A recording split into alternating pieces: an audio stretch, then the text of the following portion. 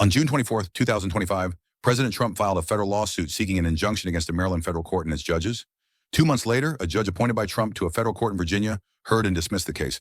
According to the presiding judge's ruling, the Maryland court experienced a, quote, recent influx of habeas petitions concerning alien detainees, purportedly subject to improper and imminent removal from the United States that have been filed after normal court hours and on weekends and holidays, which has created scheduling difficulties and resulted in hurried and frustrating hearings, end quote. In response to the influx of filings, quote, the District of Maryland issued 2 standing orders prohibiting federal immigration officials for just 2 business days from removing or altering the legal status of any alien detainee who had filed a petition for a writ of habeas corpus, providing the court with enough time to hear the petitions. According to Trump, the standing orders are unlawful for 3 principal reasons.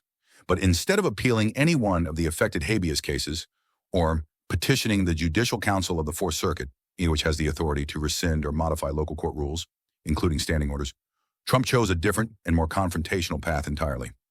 Trump filed a lawsuit in the District of Maryland naming Chief Judge Russell as the lead defendant, but adding ostensibly for good measure every other active and senior judge in the district, the clerk of court, and the court itself.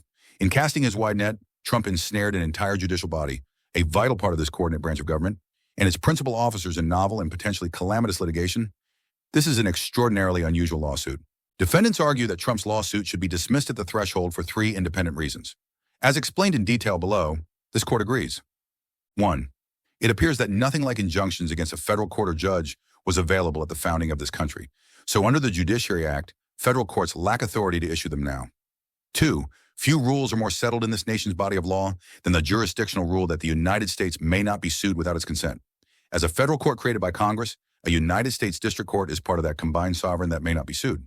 All defendants are absolutely immune from suit. 3. Trump's authority does not license attempts to sue a coordinate branch sharing the same sovereign constitutional interest.